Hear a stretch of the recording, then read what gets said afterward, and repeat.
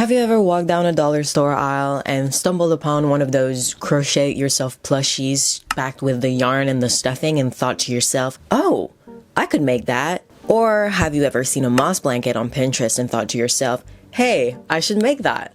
Or a bag, or some cute sweater, a blanket, anything. But you can't make any of those things because you don't know how to crochet and you don't know where to start. Well, with this video, you're gonna learn how to make all of those things and a lot more. Because 5 years ago, I was just like you. And how did I start? I looked up a beginner crochet guide like this one. Except I left those videos still a beginner. But by the time you're done with my ultimate crochet guide, you're gonna be an intermediate crocheter. Okay, that all sounds good, but what do I mean by that? And why does every other beginner crochet guide only make you a beginner? It's simple. Give a man a fish and you feed him for one day. Teach a man how to fish and you feed him for a lifetime. Okay, big speech aside, this video won't make you an intermediate crocheter. You'll only get to that level with a ton of practice. But what I mean by all this is, most beginner crochet guides will throw a bunch of information at you and leave you to make your own sense of it.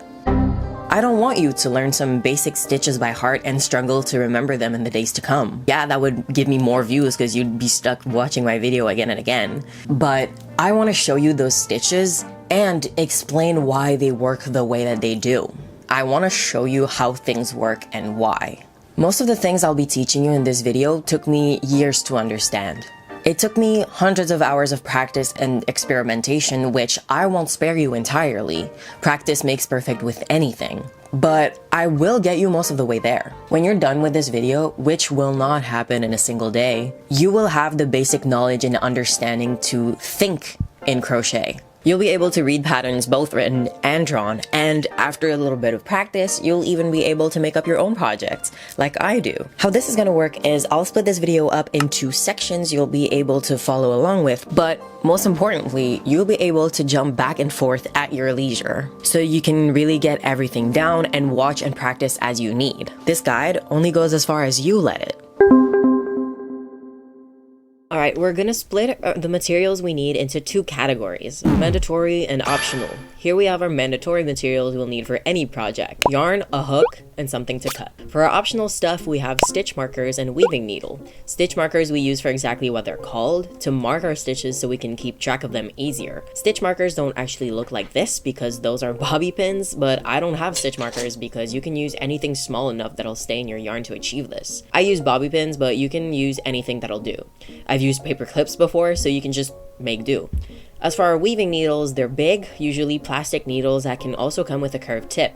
And you can use these to weave in your ends, that is, tuck in your loose strands left over from cutting your yarn and hide it into your project.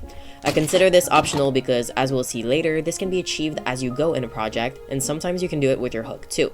Sometimes you'll need to measure your work. You can use a ruler, but measuring tape's better in most situations because your work won't always lay flat in a square. Most importantly, for our mandatory materials, here are some clarifications. There are different types of yarns you can go for with different colors, weight classes, and textures. I'll link my favorite articles going into more depth about yarn, but I won't get into many specifics in this video. However, I will highly recommend you use medium yarn that's size 4, and also yarn that is a light color with a flat texture, so you'll get a flat finish and you'll have an easier time actually looking at what you're doing. It's also what I'll be working with today. If you work with dark or textured yarn, you will get lost and struggle to follow along. For hooks, you can get a single 5mm hook, which I'll be using in this video, and so should you. It's the perfect middle size, and you'll notice hooks come identified in millimeters. That's for their diameter. It's how they're sized. In the tips section at the end of this video, I'll go more into detail about hook sizes and hook kits, which you can skip to with this time code right here, but I think that information's better left for when you actually know how to crochet. And last, for cutting, you can use scissors or a thread cutter. There's also yarn cutters that come as pendants you can carry on your keychain, any chain really, but you can use your teeth or just tug on your yarn real hard if you're in a bind. There's also some sort of twisting technique you can use. I'll try to link it in the description, but essentially you'll need to cut your yarn eventually. So for this video, you need a 5mm hook, size 4, light colored, flat yarn, ideally acrylic or wool or some mix, and you need something to cut.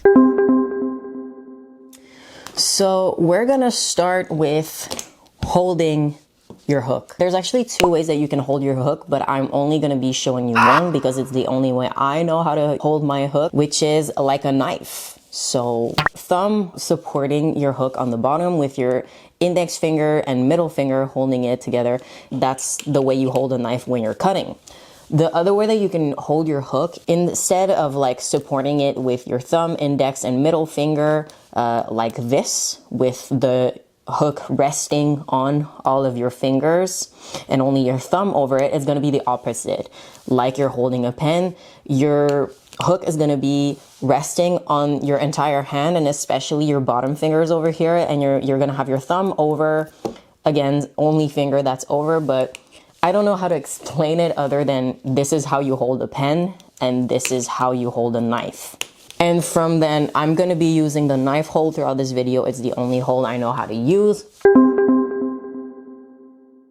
So now we're actually starting. I'm going to be teaching you how to do a slip knot, and a slip knot is how you're going to start anything with crochet, any project, and literally anything. You're always going to need a slip knot. It's going to be pretty simple. You can find multiple ways to start a slip knot online. I'm going to teach you the way that I know how to do it, which I also believe is the simplest way to do it. For our intents and purposes, we're always going to be working from the right to the left. So essentially, you make sure you have the end of your yarn in your left hand, and in your right hand, you'll be holding the rest of your yarn. And what you're going to be doing is holding the end of your yarn right here in your left hand. You're going to be folding your yarn over. You're going to be grabbing up your yarn with your left hand again in these two ring and pinky finger, while still holding your end right up here. You're going to be making this U shape in your fingers with your right hand holding the U in place. And now what you're going to be doing is you're going to be twisting your yarn like this. So with both your fingers right here, you just insert them, and you're going to be twisting towards you, going down, and you're going to be twisting toward you. So you're going to have this part of your string over, this part under. So the top part that you're holding in your left hand right here, under the bottom part that you're holding here, over. This is... So once we've twisted over, we're going to need to work into our new loop, which is why I like to have my middle finger in there too, because with an index finger only, it's kind of hard to put your thumb through your new loop. But basically, we're making a loop right here, and we're going to be working our thumb into it from below, underneath. So this is facing towards us. This is facing away from us. You're going to be inserting your thumb from the back end toward you. Starting over, U shape, twisting, inserting our thumb. And now with our thumb inserted, what we're going to do is we're going to grab this yarn, this part of the yarn over here that is being held up by the top of our left hand with the top of our right hand. So our right thumb, right index finger, and we're just going to grab it like this, just like a little pinch. And we're going to be pulling it through the loop. And that's it. You see how my knot just formed? That's a slip knot. That's literally it. That's all you got. I'm going to do it again to just show you real quick again. U shape, right hand in, twist with our right hand, insert our thumb into the loop, pinch the top part of the yarn, not the bottom right here, the top part of the yarn, pinch it together, and pull through the loop without letting go. And there you have it. I'm gonna show you how to actually hold your yarn with your hook. So we're gonna be inserting our hook through our loop, through our slip knot. Because this loop is a bit too big for my taste, I'm gonna be tightening it. So how I do that is I literally just pull on my end here, and whoop, it's just this part of the yarn. This is all the same yarn. It's going through this loop, and it's just, I'm just pulling on my yarn. If I want to make it bigger, I can hold it at the knot and just pull, and you can see the yarn coming from the end over here. Same thing if I pull on my end, it's just gonna tighten this loop. I hope that made sense. So now I'm gonna show you how to hold your yarn with your hook. So I'm holding my hook with, again, the knife hold. I have my thumb over it, index and middle finger underneath, supporting my hook with the rest of my hand. And now I'm going to hold this yarn completely with my left hand. Every single finger on this hand is going to be used in that process. And both of these parts of my yarn, my end right here, this part of the yarn right here, this end that we just made longer when tightening our loop, this is going to be called your project, because this part of your yarn is where, as you keep working, your project is going to end up. This is where your project is going to end up being, which is why this part of our yarn we will always refer to as our project. And this part of our yarn is always just going to be our supply, just our yarn. Our loop right here is where we'll always be working, and your hook from now on, as soon as you insert it into your slip knot until you cut it, is going to be working through a loop right here. Not this very same loop, but a loop. So how you hold it is, we're gonna grab the top yarn with all of our hand, and what you're gonna do is you're gonna wrap it around your index finger like this. This is how you're gonna be keeping your tension, and that's gonna be the most important part to keeping your project looking good. And just tension is the most important thing you need to have. And it's also the hardest thing to master. Tension is going to be the thing that you're going to struggle with the most when you're starting out, and it's what you're going to be needing the most practice to master, because this, like the way that you hold a crochet hook, is completely unintuitive to you. It's not going to be intuitive until it will be, because you're going to learn, it's going to become muscle memory, and then it will be intuitive. But it is it feels unnatural when you're starting out. So again, what we're going to do, we're going to grab our yarn right here, holding the rest with our right hand, with our left hand grabbing our yarn and wrapping it pretty tight around our index finger. So you're going to, again, go underneath and pull your index finger up toward the sky. So up. And this is how you're going to keep your yarn straight. You're going to keep your tension tight. Now, with this yarn hanging over, we're going to be holding it with our bottom fingers. So twist over my index finger and then hold with pinky and ring finger. Now I will be using my thumb and my middle finger, and I'm going to be using them to hold my project. See, I'm just pinching right here. And this is how you hold your yarn. You have your hook through your loop, and holding your hook with your right hand. Your right hand is never going to be touching your yarn. Never. Always going to be over your hook. And your left hand is always going to be touching your yarn, never your hook. So for tension right now, I just want to make it so that I won't have to fight with my yarn to pull it through this loop, because this is what we're going to be doing. We're going to be doing a lot of yarning over and pulling through. These are the next 2 steps, which is what I'm going to show you right next. 2 steps that you're going to be using all the time. Every single action that you're going to be taking when you're crocheting is just going to be these 2 steps that are called yarning over and pulling through. Grabbing onto your hook, we're going to yarn over. What does that mean? We're going to put our yarn over our hook. Now there is one right way to do this and one wrong way to do this, and I'm going to start by showing you the right way. So you're going to be pulling our yarn right here at the top over our hook towards us. And the way you're going to do this, that's going to be way easier, is instead of bringing your left hand closer to you because you're working on your tension right here, you're going to be using your right hand and doing everything with your hook. Grabbing onto it, we're going to let the hook do the work for us. So you're going to be putting tension on your yarn with your hook toward, like, away from you. And now you're going to be tilting your hook toward the sky. And now you see how my yarn is coming over my hook. And then you're going to be turning your hook towards you, towards the floor.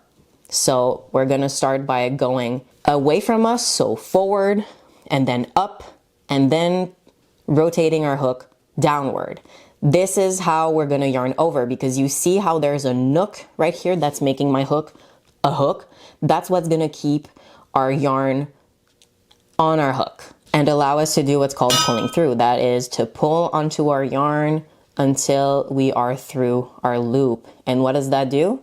that gives us a new loop, one here and one around our hook. And it's not the one we started with, it's a new one. I'm gonna start over from just my slip knot. I'm now gonna show you the wrong way to do this because a lot of people do it wrong. That is by grabbing our yarn the wrong way around. So by starting by putting our hook over the yarn and then bringing it toward us. Why this isn't gonna work is that whenever you're gonna be turning downward, you see that my yarn isn't actually like hooked onto my hook. So whenever I want to pull, it's just gonna be slipping away from me.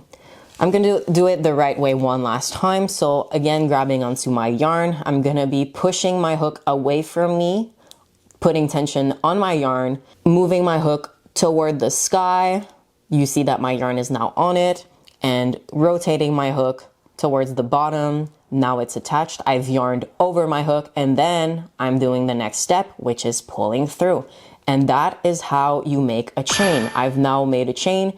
You're gonna keep doing this over and over again. So yarning over, pulling through, yarning over, pulling through, yarning over, pulling through. And as you go up, you can grab your project wherever it meets you. You don't have to keep your finger here because you're going to be working all the time with your project. You're going to be grabbing it to keep your tension tight. And then yarning over, pulling through, yarning over, pulling through. When you want to undo this, you're going to just take your hook out and simply just tug on your yarn while holding your project down. I'm going to make 5 chains and show you what these are. Chains aren't a stitch. They're what you're going to be inserting your hook into and making your stitches into. So you see each chain is a bit of like a V shape. It's a loop. I have this one side of my yarn and this other side of my yarn. That's a first chain, a second chain, a third chain, a fourth chain, and a fifth chain. And you see I have this loop over my hook. This never counts as a chain or as a stitch. This is simply your working loop. You will always be working out of this. It's how you're going to keep your yarn attached to your hook. And you see how on my fifth chain, I really only have this side of my yarn and this side, whereas underneath I have this, like, if I turn it around, I have this little line right here. That's what my loop is going to become. My loop, when I'm done with this chain, is going to become this back part of my chain. And really, you will never be working through this unless you're working on a project that states you do otherwise. I can't really imagine that happening. Hi, me again. I did a piss poor job of explaining this before, so now I'm gonna do it better with a script. What I want you to understand before we learn the 5 basic stitches is why I call them that. When you crochet, you're tying yarn around itself in knots. That's how we made our slip knot and our chain so far.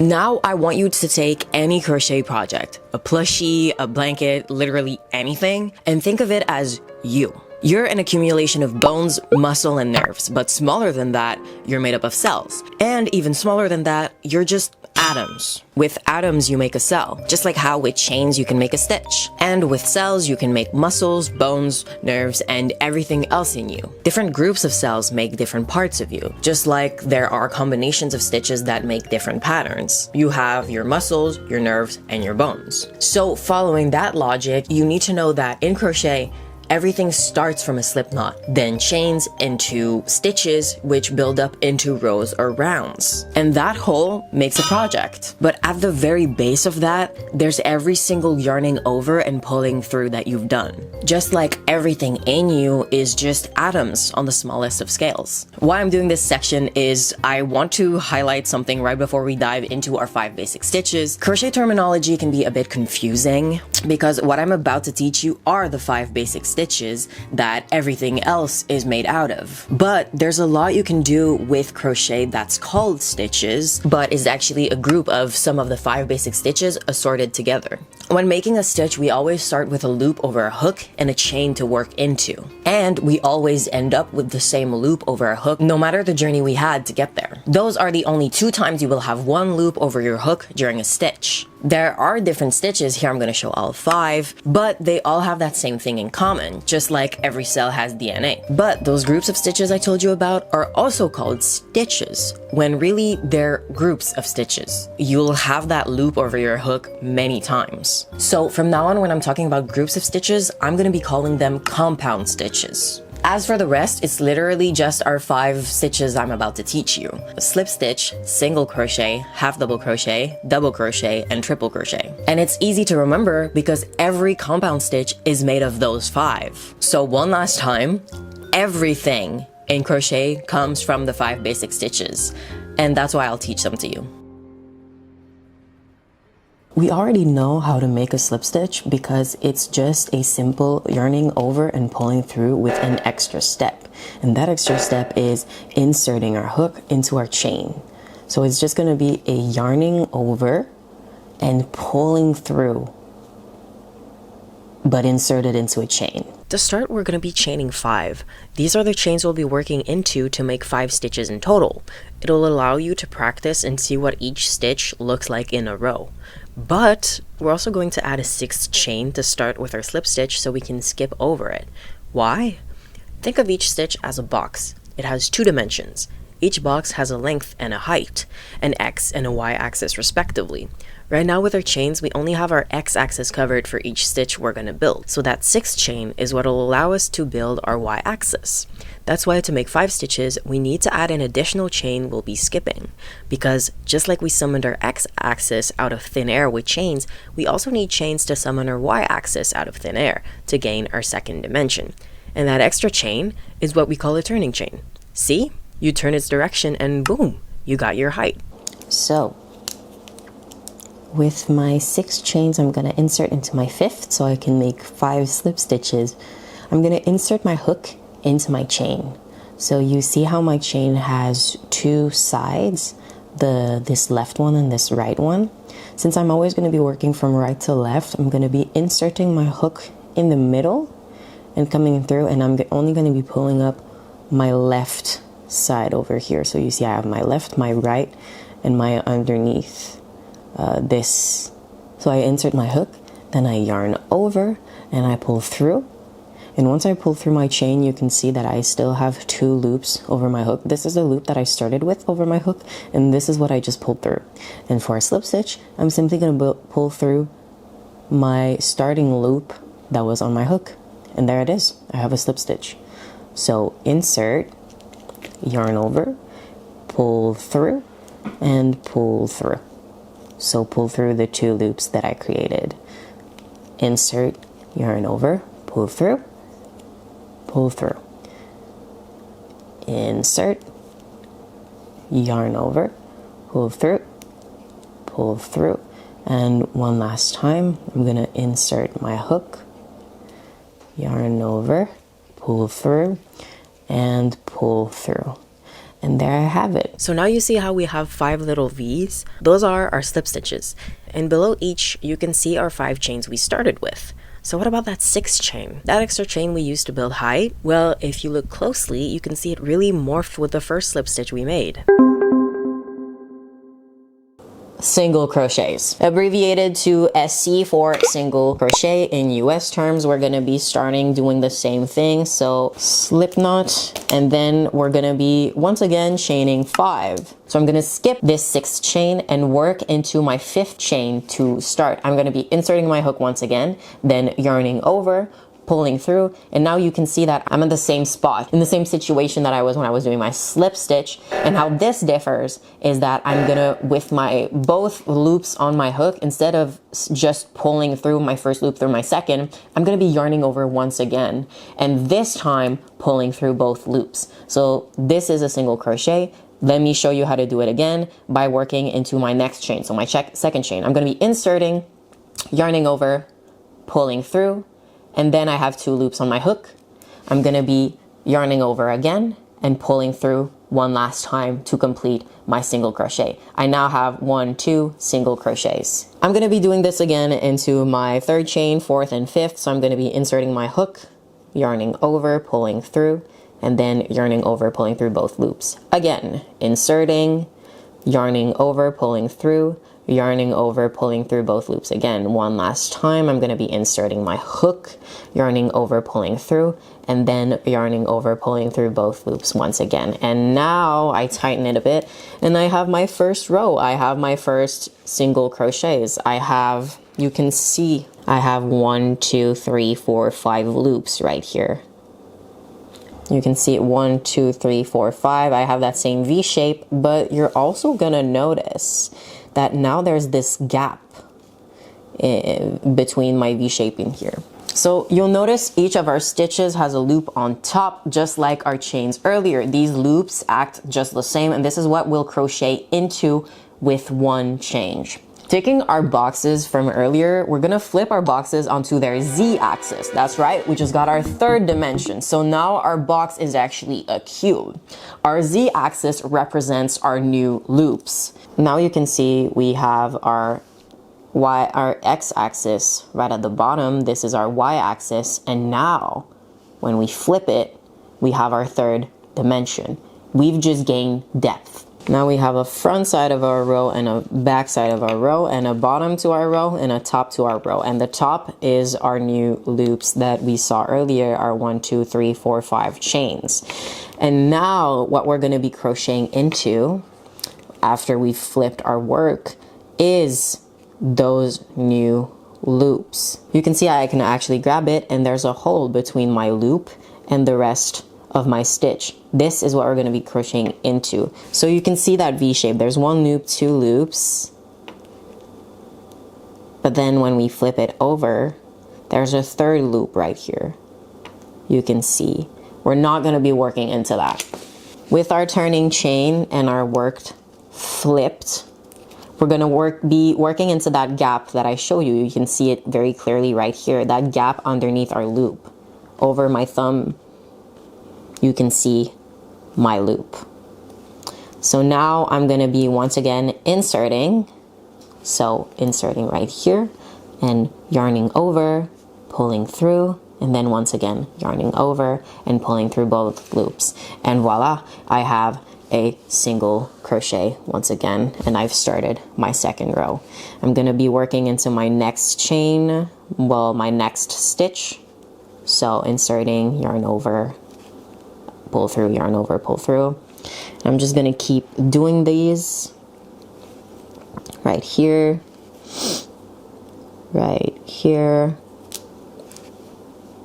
until I've completed my second row.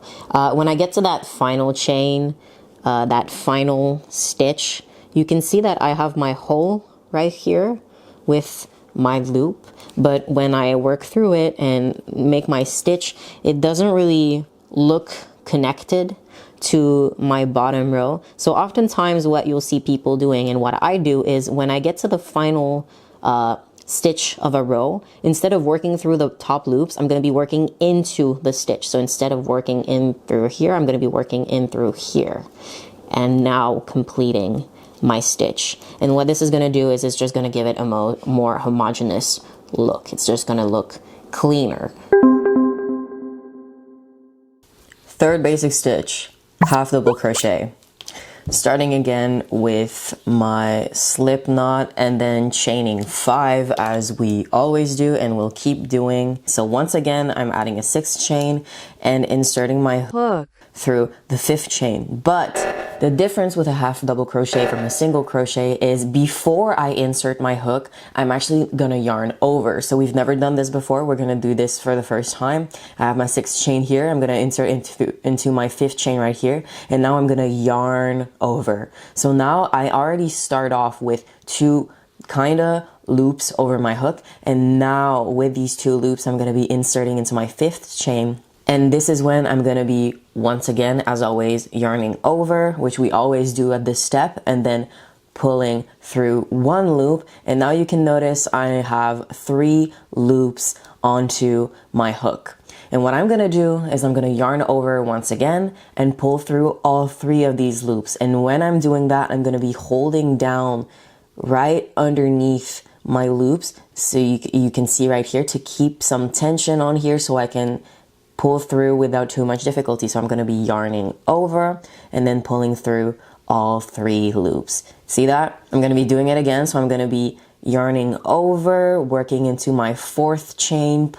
I'm going to be inserting my hook, yarning over once again, pulling through, and then with my 3 loops, I'm going to be yarning over and pulling through all 3 of my loops. So that's a half double crochet. the difference from a single crochet again is that we're creating that third loop by yarning over before we insert our hook. And from now on, every other stitch that we'll be doing, so this stitch and the next two, will have us yarning over before we insert our hook. So we're going to be doing this again into the next 3 chains. I'm yarning over, inserting my hook, then I'm yarning over, pulling through, yarning over, and pulling through all 3 loops. Again, yarn over, insert, yarn over, pull through, yarn over, pull through all 3 loops. One last time, yarning over, then inserting, and then yarning over, pulling through, yarning over, pulling through all 3 loops. And there we have it, our 5 half double crochets. We're going to be adding a second row now, so I'm going to be once again making my turning chain, and again half double crochets only need 1 height. These have the same height as single crochets, but the main difference you'll notice is just there's a second knot on there. It's kind of hard to notice, but maybe later on you will. I'm going to be starting my second row. I'm going to be yarning over, inserting my hook into this hole right here. You can see I have a V. It's kind of hard to see, but I have a V right here on my hook. 1, 2, and then I have my 2 loops. So I'm going to be yarning over, pulling through my V, yarning over, pulling through all 3 loops. And this is what it looks like. We're going to be doing this again 4 more times. Yarning over, inserting, yarning over, pulling through, and yarning over, pulling through all 3 loops. Doing this again, I'm yarning over, inserting into my V right here, yarning over and pulling through, and yarning over and pulling through all 3 loops. So 2 more times, yarning over, inserting into that V, yarning over, pulling through, and yarning over, pulling through all 3 loops. And now once again for this last stitch, I'm going to be working into my previous stitch instead of the V that you can see hanging over here. So I'm going to be yarning over, inserting, yarning over, pulling through, and yarning over, pulling through all 3 loops. And there you have it. Here is my second row. So you can see I have 1 row right here and another right here. You can even see these holes, these little holes here, 1, 2, 3, 4, and then the 5th one right here. These are the V's that we were working through earlier. This is what we inserted into to make our next row. And with this stitch, you will always see kind of like these holes. And here we have our top loops, our top stitches. Moving on to our next stitch, which is going to be the second to last basic stitch, we're going to learn how to make a double crochet. So once again, I'm making a slip knot. I'm going to do my 5 starting chains. And now I'm going to add my turning chain, except a double crochet is going to have more height, so more to that y-axis, which is why instead of adding 1 turning chain, 1, I'm going to add 2 and 3 turning chains. I'm going to need 3 turning chains to build that height. So now I have 8 chains. My starting 5, the 5 that I'm going to be working into to make these stitches, and then I have 1, 2, 3 turning chains. Even though I have 3 turning chains, I'm going to be working through my 4th chain, and I'm going to explain why in a bit. But for now, all you need to know is that we're going to be yarning over and inserting our hook into this 4th chain. And then I'm going to be making my double crochet. So right now this is starting off exactly the same as a half double crochet. So you see I already have my 2 loops and my loop from my chain, and now I'm going to be yarning over once again and pulling through. And now I'm at the same exact place that I'm in to do my half double crochet. If I just yarn over and pull through 3 loops, I'm going to get my half double crochet. But the thing is, this is a double crochet. So instead what we're going to do is we're going to yarn over and pull through 2 of our loops, our first 2 loops. And now you're going to see that I still have 2 loops on my hook. So what I'm going to do is I'm going to be yarning over and pulling through again. And that's a double crochet. You can see where that added height comes from. So now I'm going to be showing you this again. So yarn over, insert your hook, yarn over, pull through, and then we're going to yarn over, pull through 2 loops, and once again yarn over, pull through 2 loops. And this is how we get our double crochet.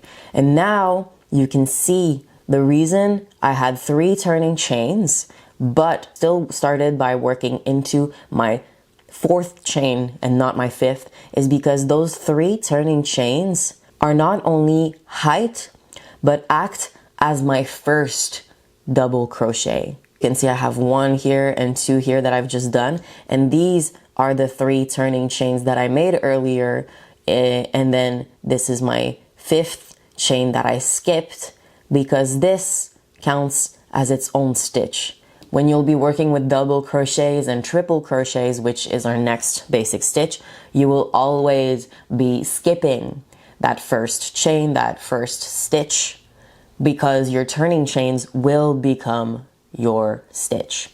So I'm going to be doing the next 2 double crochets. I'm going to be yarning over, inserting into my second, yarning over, pulling through, yarning over, pulling through both loops, and yarning over, pulling through both loops. Once again, yarning over, inserting my hook, yarning over, pulling through, yarning over, pulling through 2 loops, and yarning over, pulling through both of my last loops. And now I have my first row. You can see 1, 2, 3, 4, 5 stitches. Again, this 5th stitch are my 3 turning chains.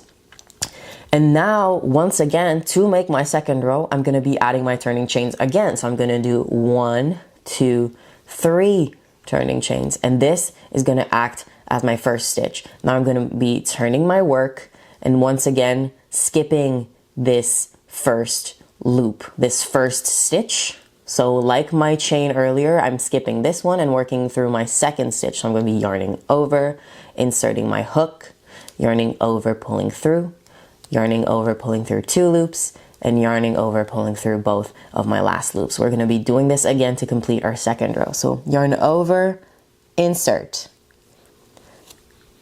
yarn over, pull through, yarn over, insert through that V, yarn over, pull through, yarn over, pull through 2 loops, yarn over, pull through 2 loops. Again, yarn over, insert hook, yarn over, pull through, yarn over, pull through 2, and yarn over, pull through 2. One last time, yarn over, insert into your loop, yarn over, pull through, yarn over, pull through 2, and yarn over, pull through 2. And this is our second row. And once again, you can see that I've done 4. 1, 2, 3, 4, and that my first stitch right here, my 5th stitch, is just my 3 turning chains from earlier. And you can see I have 2 rows, and once again you can see the holes where my first V's were on my first row, and this is my second row. You can see pretty well I have 1 row over here and 1 row over here with my loops on top. So now that we've done our double crochets, we're going to be learning our last basic stitch, which is triple crochet. And I'm going to tell you right now, the difference between a triple crochets and double crochets is that instead of creating an additional loop and then pulling through 2 and pulling through 2, triple crochets are just going to be doing the same thing but twice over. We're going to be doubling down on what we've just made. So we're going to be creating 1 more loop and pulling through 2 loops 3 times instead of 2. Because of that, triple crochets will have a bit more height to double crochets, and that's why we'll make 4 turning chains. So I'm going to start with my slip knot. Starting with my slip knot, I'm going to make my 5 starting chains. 1, 2, 3, 4, 5, and then adding my 4 turning chains. So 1, 2, 3, 4. Once again, I'm going to be skipping this 5th chain, so I'm going to be working through my 4th, and now I'm going to be yarning over, twice. See what I just did? I'm gonna show you again. I'm gonna be yarning over, and now you see I have my yarn over here, but I'm gonna be doing this again. So yarning over once more. And now I have 2 additional loops over my hook, and this is how I'll be able to yarn over and pull through 3 times instead of 2. So I have my 2 loops over here. I'm inserting my hook, 4 loops over my hook. Now I'm gonna be yarning over, pulling through, and this is from now on the same thing as our double crochet. So I'm gonna be yarning over and pulling through 2 loops, and now I'm gonna be yarning over, pulling through 2 loops, and yarning over, pulling through 2 loops. And there you have it. That's a triple crochet. And here I have my turning chains that act as my first stitch. So I'm gonna be doing this again. We're gonna yarn over twice, and then insert into our loop, yarning over, pulling through, and then once again 3 times yarning over, pulling through both. So yarn over, pull through 2, yarn over, pull through 2, and yarn over, pull through 2. Gonna be doing this again for our next 2 stitches. Yarn over twice, insert hook, yarn over, pull through, yarn over, pull through 2, yarn over, pull through 2, and yarn over, pull through 2. One last time, yarn over twice, insert hook, yarn over, pull through, yarn over, pull through 2, yarn over, pull through 2, and yarn over, pull through 2. And now I have my 5 triple crochets, 1, 2, 3, 4, and this turning chain. I'm gonna be adding my second row now, so once again chaining 4, 1, 2, 3, 4, and once again my turning chain. I'm turning my work, and again skipping my first stitch, so yarning over twice, inserting hook, yarn over, pull through, and now once again yarn over, pull through 2, yarn over, pull through 2, and yarn over, pull through 2. And I'm going to be repeating this for my next 3 stitches. Yarn over twice, insert hook, yarn over, pull through, yarn over, pull through 2, yarn over, pull through 2, and yarn over, pull through 2. Once again, yarn over twice, insert hook, yarn over, pull through, yarn over, pull through 2, yarn over, pull through 2, and yarn over, pull through 2. One last time, yarning over twice, inserting my hook, yarn over, pull through, yarn over, pull through 2, yarn over, pull through 2, and yarn over, pull through 2. And now I have, as you can see, my second row. I have 1, 2, 3, 4, 5, and 1, 2, 3, 4, 5 on my bottom row. And these are perhaps the easiest stitches to count your rows. You can very clearly see the separation between my 2 rows. And now we've learned all 5 basic stitches. Hey, so editing me here, I made a mistake with the turning chains. Officially, according to this chart right here, your turning chains go up by 1 with every basic stitch starting with single crochet. So 1 for single crochet, then 2 for half double crochet, and so on. You'll notice I told you to only do 1 turning chain for half double crochet, and I guess canonically that's wrong. A quick Google search shows me all results with 2 turning chains, so this is me officially telling you to go ahead and do that. I've been crocheting for 5 years and doing a single turning chain for half double crochets, and you honestly could not tell. But since I do want you to get good habits early on, and it's honestly super easy to remember it growing as our stitches grow, I'm going to be doing 2 turning chains for half double crochets for the rest of the video. And while we're here, you'll also notice our slip stitch is not mentioned here, but what is this thing? Double triple crochet. Why isn't that a 6th basic stitch? Because it's a triple crochet with an extra loop. And you know the fun thing about this? When you know how to double crochet and then understand how triple crochet builds up onto that, you realize this is basically just an infinite crochet stitch hack. Like seriously, you can just keep going with these. And one last thing, the slip stitch. I count the slip stitch as part of the basic 5 for the exact reason I explained. I even consider there are 5 basic stitches in crochet. But even though when we made a slip stitch row earlier, we added a turning chain, it's not mentioned in this chart because a slip stitch is never really used on its own. Really, we only did a row so I could teach you the slip stitch.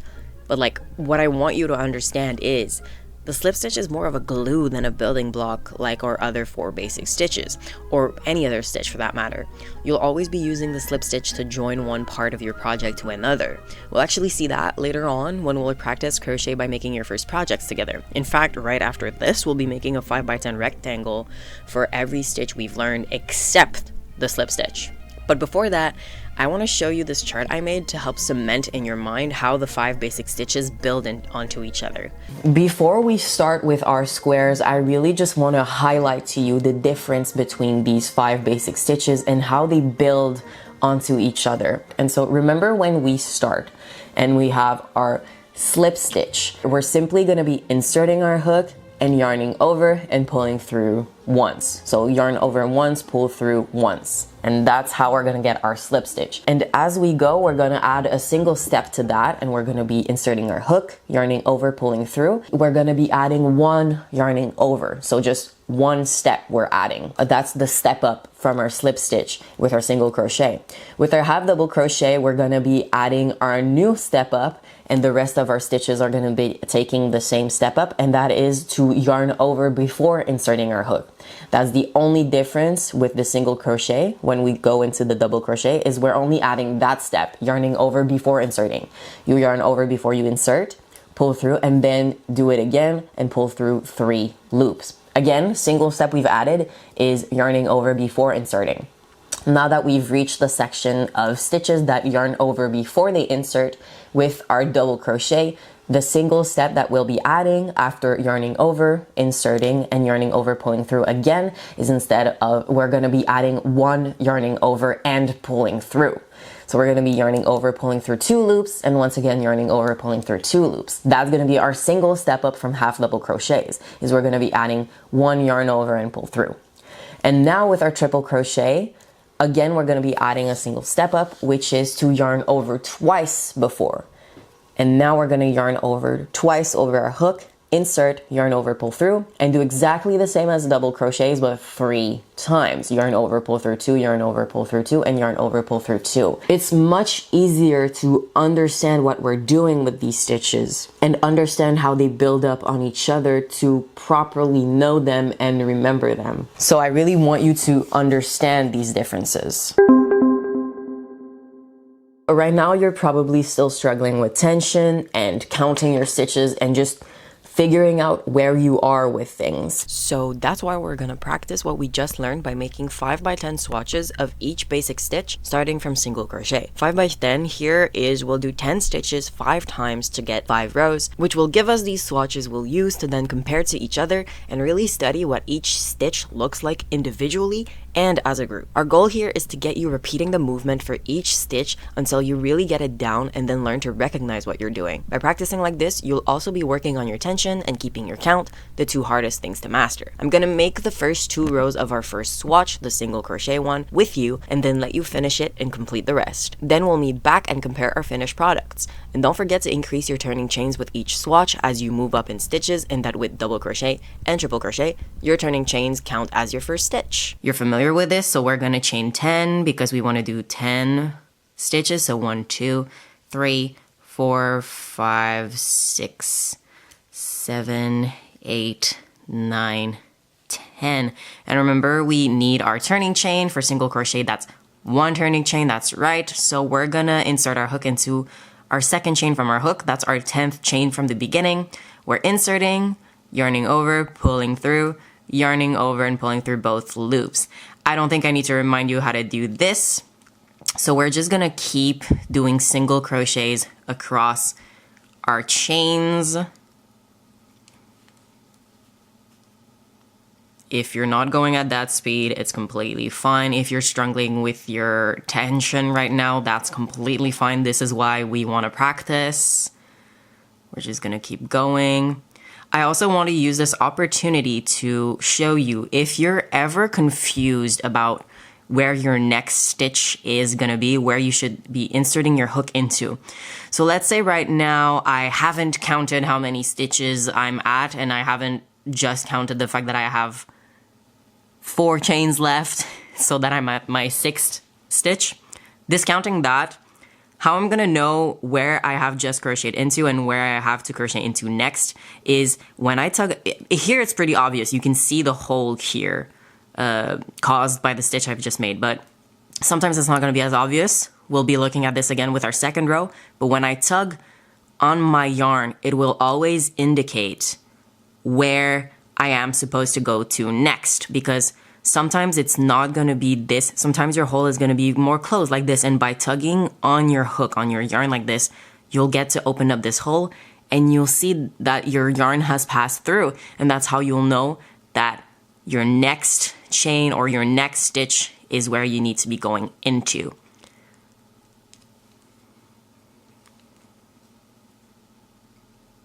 And there we have it. So you'll notice I didn't count my stitches as I went, but now I'm just gonna count to make sure that I do have the right amount of stitches. So I have 1 here, 2, 3, 4, 5, 6, 7, 8, 9, and 10 that goes across over here because here's my turning chain. So I've made sure now that I have 10 stitches. We're gonna begin our second row. So we're gonna chain 1, our turning chain, turn our work, and now I want to remind you where to insert your hook for your second row. And this is really important because depending on where you insert your hook, you're gonna get a different result.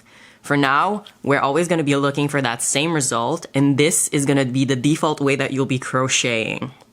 So, remember I have my little V's over here. Those are my stitches, the V's on top of my stitches that I've crocheted. This is what I'm going to be crocheting into. When I'm crocheting into it, when I'm inserting my hook, I'm supposed to have that V shape over my crochet hook. Well, you can see that I have both loops on my hook. If I tug on them in the middle like this, I'm going to see a little opening right here. I'm supposed to be in that V shape. See it? Let me show you in the other one. In that V shape. I'm supposed to have 2 loops over my hook, and I'm inserting in this hole over my stitch. So these are my stitches over here, and you see these little holes on top. This is where I'm inserting. So I'm gonna insert right here, make sure I have 2 loops over my hook, yarn over, pull through 2. Oh, and actually, let me use this opportunity to show you something else. Sometimes you'll notice your yarn is made of like these little individual threads that make this one whole thread, and sometimes you'll be pulling through one of these individual threads and you'll lose your loop. So I have actually successfully pulled through and made my stitch, and now to fix this, I'm just gonna remove my hook, try to tug on my yarn, get my loop clear out in the way, and then insert my hook and make sure I have everything on there. And if that fails, if you're not able to get your hook back in there, you can just tug on your yarn to undo it, find your last chain, find your last loop, which is right here. Now if I tug, I can see I've come back to where I was before I did that stitch, so we're just gonna do it again. Insert, yarn over, pull through, and yarn over, pull through 2. And there we have it. I'm gonna keep going for the rest of my row.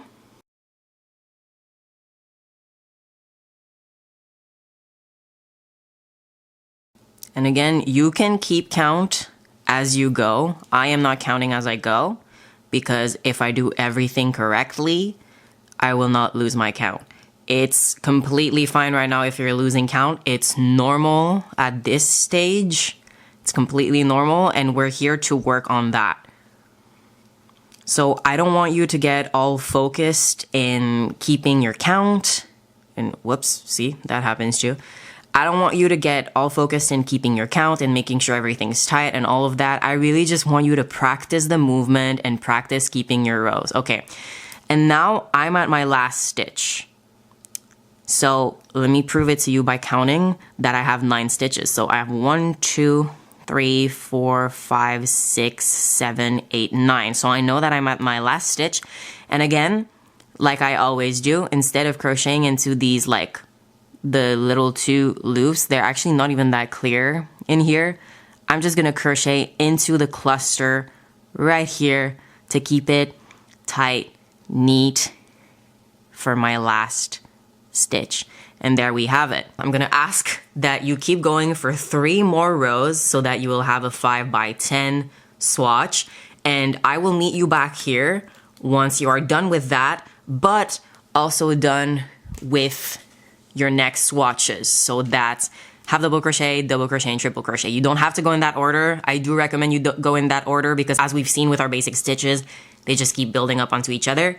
So I'm gonna leave you to it, and I'm gonna meet you back when we have 4 swatches. All right, so I'm done with my single crochet swatch, and it's just occurred to me that I haven't shown you how to fasten off yet. That is how to end a project, how to cut off your yarn and make sure it doesn't unravel, because so far we've unraveled our project. So let me just show you how to do this.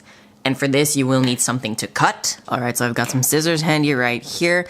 And what I'm gonna do before I cut my yarn is I'm going to chain 1 right here.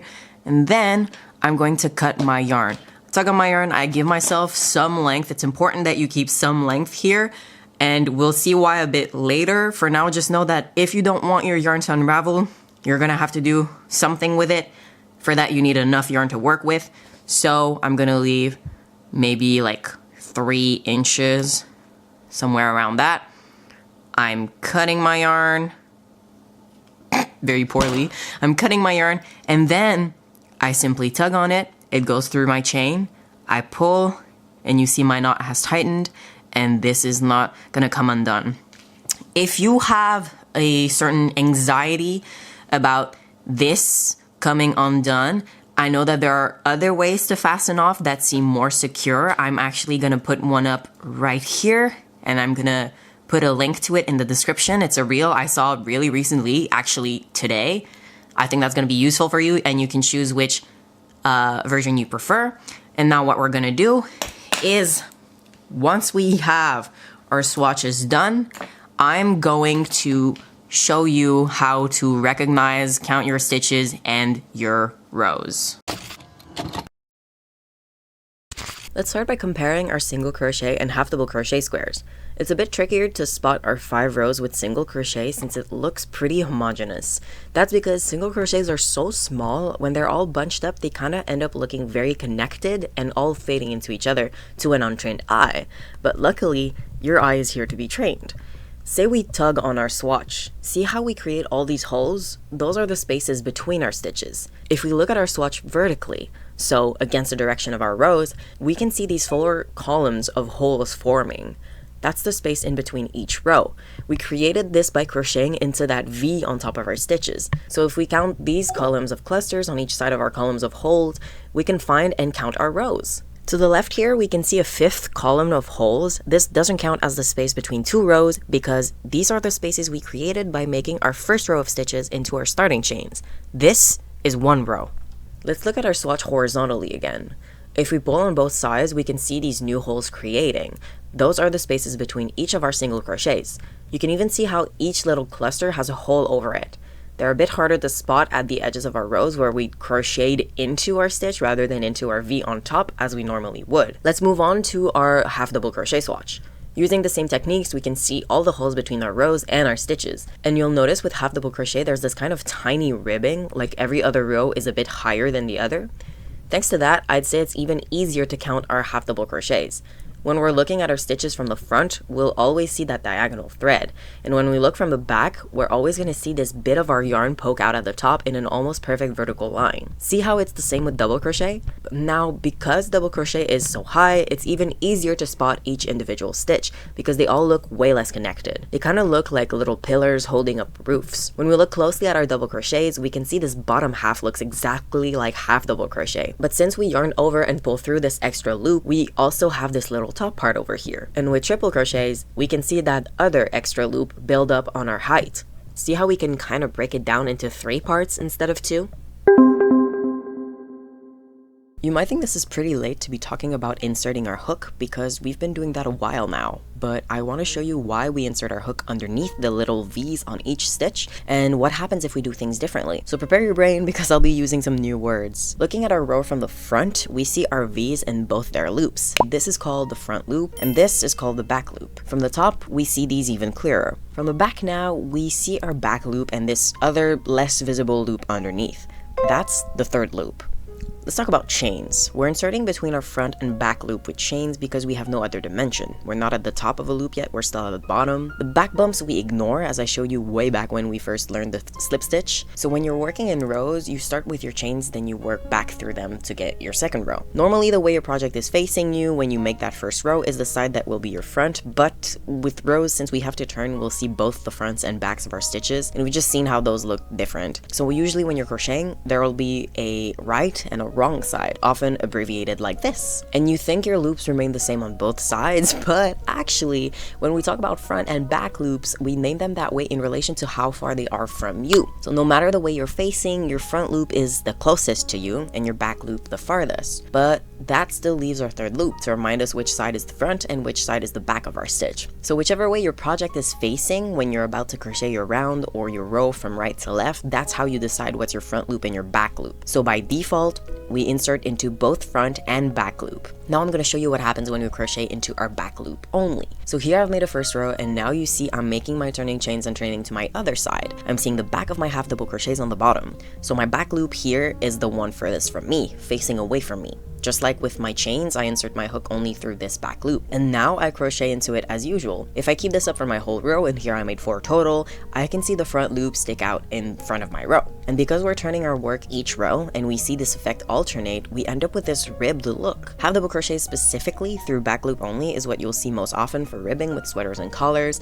I personally just love it for anything neat and more knit-like. Front loop only, I know can also give a textured look. You'll see it more when working without turning, so in the round, I know Amigurumi uses it to add texture. Now third loop only gives this ribbed effect that looks quite neat and definitely more knit-like, and that's because your front and back loops are out of the equation entirely. So the V's all sit nicely in view, similarly to how knit stitches look. But there's another part of our stitch we can use to crochet.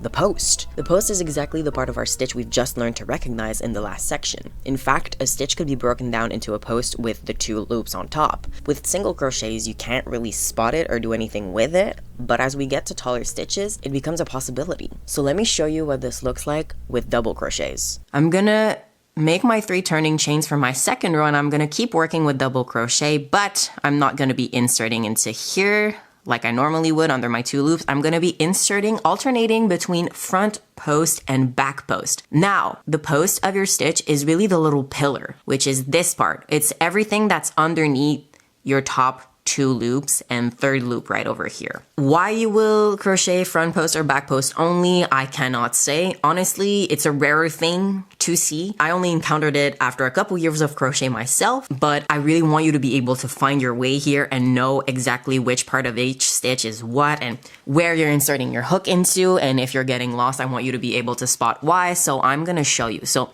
essentially, I'm going to prepare to double crochet. So I'm going to yarn over. And I'm going to move on to my second stitch because as we know, my first stitch is covered by my 3 turning chains right here. So when we're talking about front post only, we're talking about highlighting our front post. So we're going to insert our hook from the right to the left with our post in front of our hook. That's what front post means. And then I'm just going to keep doing my stitch as usual. So I'm going to yarn over, pull through, yarn over, pull through 2. And then once again, yarn over, pull through 2.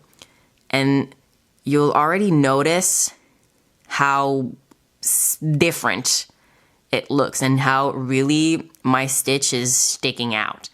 And my whole front loop, back loop, third loop are completely left behind here. And this is normal. Now I'm going to show you what back post is. It's the opposite. So I'm going to work in for my double crochet again. And now I'm going to insert from right to left, just like I did earlier. But instead of having my post in front of my hook, I'm going to have it behind my hook. So I'm going to insert from right to left, from behind, right to left. And now my post is behind my hook. It's behind my whole row, actually. I'm going to do my double crochet as usual. There it is. And see the same thing happen again, the same effect happened again, but in the opposite way. And you can see I have my front loop, back loop, and third loop in front of my post. And if I keep going like this, front post, back post, it's also gonna give me that ribbed effect.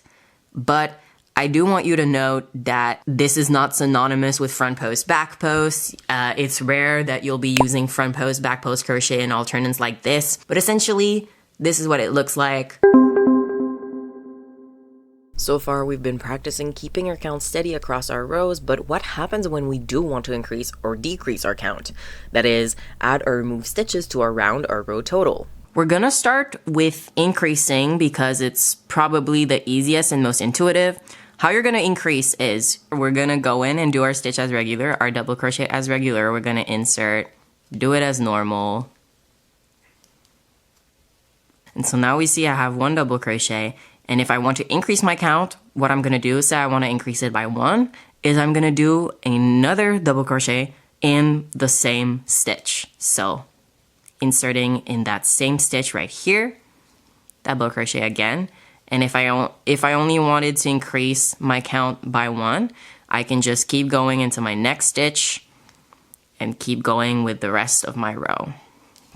And right now I'm using this differently colored yarn so I can really highlight what it looks like in comparison, and you can really see my 2 stitches that are in the same double crochet right here.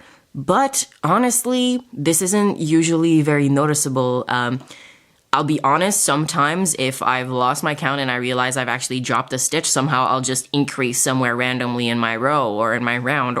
And so if I want to decrease now, I could literally just skip a stitch, go over it, and do my double crochet as usual. But you see what happens here. If I decrease like that, it's gonna leave this big hole right here in the stitch that I missed, and it's generally not the way that you're gonna be decreasing your count. What we're gonna do, what I'm gonna teach you, is called the invisible decrease, and honestly, I didn't even know it was called that until I researched it for this video, because it's the way that I've always decreased, and it's the way that you'll always decrease, which is, in the same spirit as earlier of doing 2 in 1 stitch, what we're gonna do is we're gonna do 1 in 2 stitches. And how we're gonna achieve that, to combine these 2 stitches right here, is we're gonna use that front loop only technique. So what we're gonna do is we're gonna go over and take our first loop from our first stitch, and without doing anything else, we're gonna insert right away into our second loop from our second stitch. And I'm gonna treat these 2 loops as if they were just 1. So I'm gonna yarn over and pull through both of these loops as if they were just 1 from 1 stitch, and complete my double crochet as usual. See? In the end, like right now you can see that it's tugging on 2 stitches, but once you're done with your whole row, it's really gonna look invisible. I'm gonna show you some images of what it can look like in a completed work. So now I'm gonna show you it again, just a second time. We're gonna insert into our first loop right here, our second loop from our second stitch, yarn over and pull through both loops like there's only 1, and complete our double crochet like this. And now I've dropped 2 stitches from my total count of 10. So if I kept going with my next 2 stitches as normal, instead of having 10, I would have 8.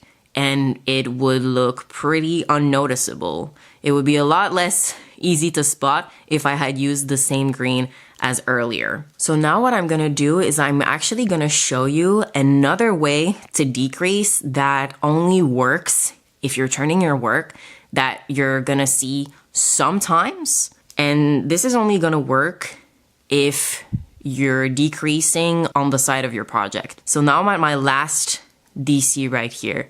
And now if I count, I have 9 DC. I have 5 over here and 4 over here. DC is double crochet, by the way, sorry for that. And now, if I wanna drop a stitch, I just move on. I move to my next row. But say I want to drop a stitch on the edge of my project every row. what I'm gonna do, normally I would do my turning chain and work in my stitch, in my next stitches over here, and I would still have 9 stitches. If I don't wanna do that, what I'm gonna do is I'm gonna turn my work and I'm going to slip stitch into my first stitch. So here we have a new use for our slip stitch. You can see I have my slip stitch right over here, and I'm gonna do the same thing again in my next stitch. And what that's done is that it has allowed me to drop a stitch, and now if I do my 3 turning chains, which count as my first stitch, I can just keep going.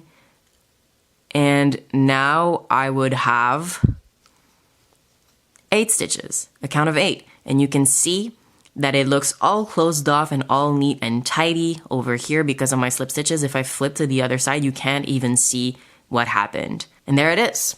2 ways to decrease. I know the second one is a lot more niche, but I thought it was still interesting for you to know. So let's move on. All right, so we are moving forward with our theory, slowly but surely, but actually not that slowly. No matter how much time it's taking you to get here, I assure you, it is much faster than you think it is. Honestly, we are moving at a very strong pace. And this is theory that you would not usually cover in a beginner guide. You would usually see this in separate guides. I assure you, you're doing great. Just keep it up. Now, I've mentioned before, there are 2 ways to work in crochet, and that is in rows or in the round.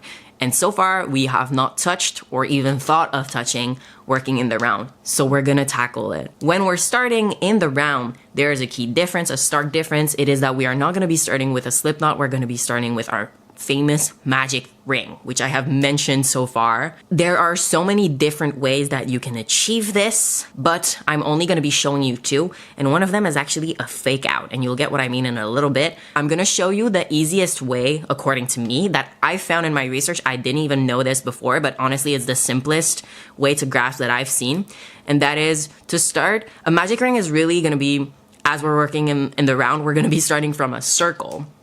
And so what we're gonna do is we're gonna take our yarn here and we're gonna fold it over itself in a circle.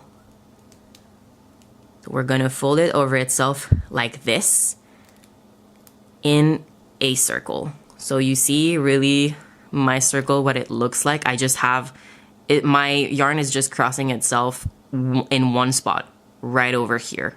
And I'm just holding it down like this. And now what we're going to want to do is to secure that in place.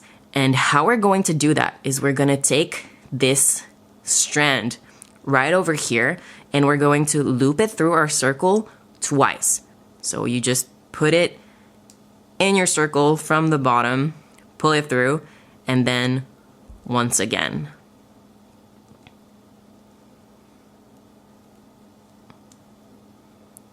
And now you should see this little twisting action over here. And this should be, it's not very secure, but it should just stay in place right over here. And now how we're gonna work through this circle is we're gonna take our hook and insert it under our yarn right here that's moving under this part of our yarn, but over this part. We're gonna put our hook right through here. And I'm gonna hold on to this end to make sure that it stays put. I'm gonna hold my yarn tight over here. And what I'm gonna do is I'm holding it down here. I'm going to yarn over and pull through to create a first loop. And just like that, it's as if I had created my slip knot. And that is how we complete our magic ring. And now say I wanted to do a single crochet circle, I would just insert my hook under my yarn over here and do my single crochet over here. And I could do as many as I want. Let's say I want to do 5. So 1, 2, 5. So now I have my 5 single crochets. And what I'm gonna do, what I'm gonna want to do is I will want to close that loop right over here. That's way too loose. So what I'm gonna do is I'm gonna pull on my end right here. And there you see, it's pulling my circle tight. And now what I would normally do to finish this off, to finish my first round off, is I would slip stitch into my first stitch right over here and join. Now that I've shown you how to create a magic ring in an actually official way, I'm gonna show you the way I do it, which is not actually a magic ring because it starts from a slip knot, but it achieves pretty much the same effect. So we're gonna start here. And what I'm gonna do, this is what I call my magic ring fake out. So what I'm gonna do with my slip knot is I'm gonna chain 3, 1, 2, 3. And now I'm gonna insert my hook into my first chain right here. And I'm gonna simply slip stitch. And what that'll do is that'll create a tiny little loop that I can work through right here, as if I had created a magic ring. Now that we've learned how to make a magic ring, we're actually gonna put it to use. And yes, I will be making an actual magic ring here with the technique I've shown you. So, making a circle out of our yarn, pushing it through my circle twice, just like that. Right over here. And now inserting my hook right through here, holding on to all of this and creating my first loop. Whoa. I'm gonna pull this a little tighter. My first loop right here. So now I'm gonna be holding on to all of this, and we're going to make a circle to learn how to crochet in the round. We're going to make this a single crochet circle. So we're gonna start with 10 single crochet. So we're gonna chain 1 and just single crochet into our magic ring 10 times. So 1. So I'm at 5 right now, and I always want to make sure that this twist in my yarn over here is always happening. So now that I have my 10 single crochet, I'm gonna tug on my end right over here to close up my loop. And to finish this first round in a circle, I'm going to slip stitch into my first stitch. So this is a bit counterintuitive. You see where my strand comes out, that's the center. My first stitch, I can see right over here where my loops are. Right over here. There we go. There we go. Yarn over and pull through 2. And now I've slip stitched, tagging on my center right over here. I have my circle. Now, when we're working in the round, we're gonna do, as usual, we're gonna do our turning chain 1, but as I said, there are 3 key differences with working in the round. First one is not a slip knot magic ring. And second one is we are not gonna be turning our work. As long as we are working in the round, we are not turning our work. We're still gonna do our turning chains to gain that height, but we're not turning our work. And the third key difference is when you're working in a circle, you will always have to increase to keep that circle growing. But you're not just gonna increase aimlessly. To keep a perfect circle, a perfect round, you will increase each round by the number of stitches that you started with in your first round. I have 10 starting stitches in my first round, so for every round, I will be adding 10 to my count. And so for that second round, that's gonna end up making me double my count, so 20. And how I'm gonna do that is I'm gonna increase, like I showed you earlier, by inserting into my stitch, doing 1 single crochet, and then doing a second single crochet in the same stitch. And I'm gonna do this for every stitch this round, because that's what will give me my 10 added to my count and my 20 single crochets. So I'm gonna keep doing this until I have 20, and when I'm done, I will be once again slip stitching to join. And there I am at my last single crochet, and I'm gonna once again slip stitch into my first stitch for this round. And here we are.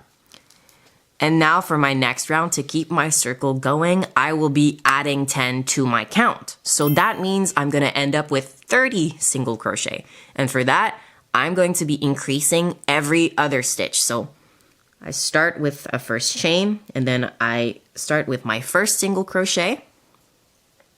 I move on to my next, where I will be making 2 single crochets in that stitch. And this is how you will keep going for the rest of your circles. So every time you're gonna be increasing every other stitch, and then every 2 stitches, every 3, and so on and so on. So you're always gonna be working in multiples of 2, of 3, of 4, etc., etc.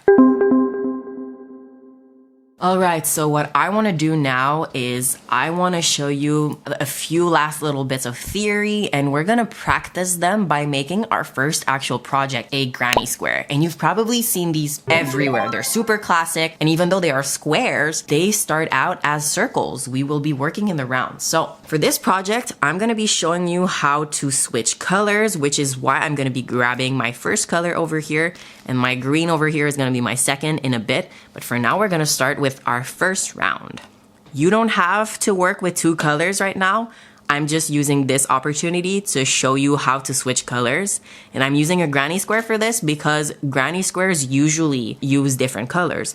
So this is theory, well, practice that you will probably be using. So as you see, I've started from my slip knot, and I'm gonna do my magic ring fake out right here. If you want to use the first method that I showed you, like an actual official method for a magic ring, feel free to do it. I will never blame you for using the fake out. But I'm telling you, we're not gonna start with that many stitches, so you might as well start with the fake out. We're gonna start by chaining 3 for our turning chain because we will be working with double crochets. And what I'm gonna teach you to do right here is the classic granny square that's made of what we call granny square clusters, and those are 3 double crochets together. So what we're gonna do is we're gonna double crochet twice because our turning chains count as our first stitch. So now I have 3 stitches in my little fake magic ring over here, and what I'm gonna do now is I'm gonna chain 2.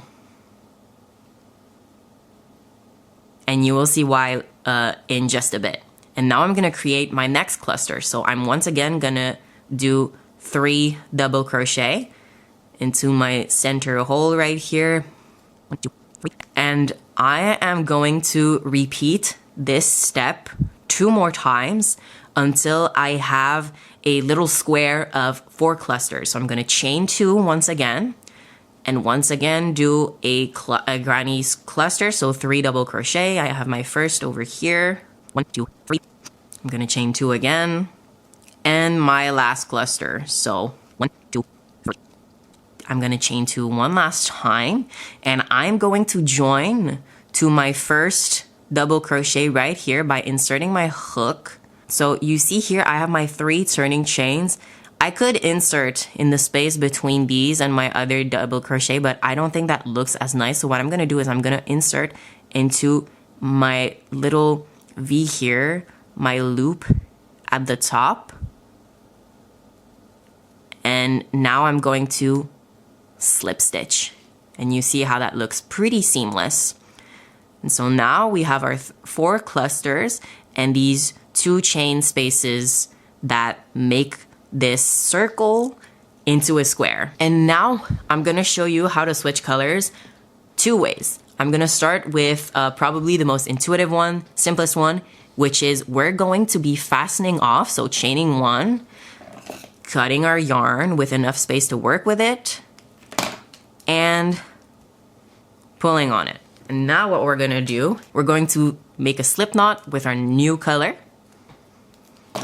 insert our hook right into there, and with our slip knot over our hook, we are going to insert right where we left off. And because to me it looks more seamless, instead of inserting into this space that I slip stitched into, I'm simply gonna be inserting into my chain 2 space right here because I'm gonna be crocheting double crochet clusters over it. So now what I'm doing is I'm slip stitching into my slip knot.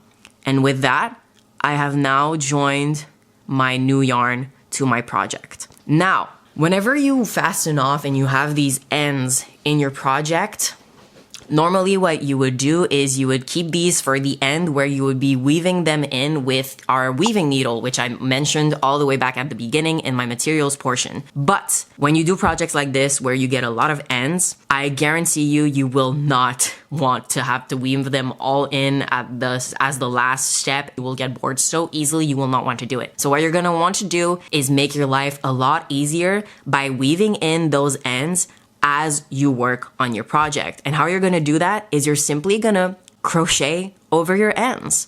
So what we're gonna do right now is we're gonna chain 3 to get our first double crochet. And now you see how usually I work with my project in my hand. What I'm gonna do is I'm gonna grab onto my ends right here.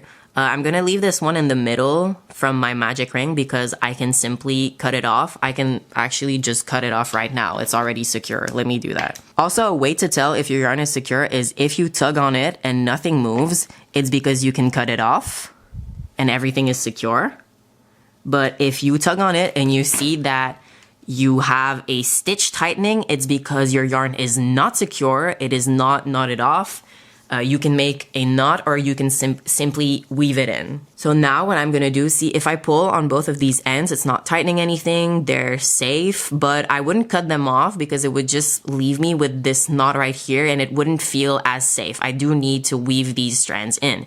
Maybe not the full length, but I'm gonna crochet over them a couple of times, and when I feel that it's secure enough, I will cut off the extra bit. As we've seen earlier, when we're working in the round, we always need to add the amount of stitches we had in our first round to each subsequent round, and so when we're doing our second round, that adds up to just doubling our count. So what we're gonna do is we're gonna be crocheting, that's what you'll be doing in a granny square, you'll be crocheting into the chain 2 spaces that you've created.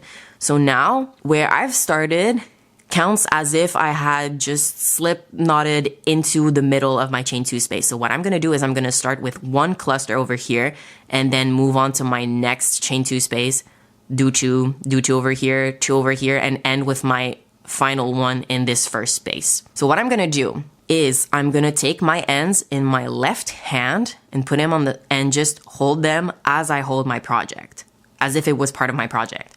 I'm gonna go ahead and do my second double crochet, my second stitch, and just as I go, as I insert, I make sure my ends are underneath my yarn and just pull and simply crochet over, work over the ends that I have. So I'm gonna finish my double crochet, and there you can see that I have crocheted over these little 2 ends. I'm gonna do it again with my next crochet.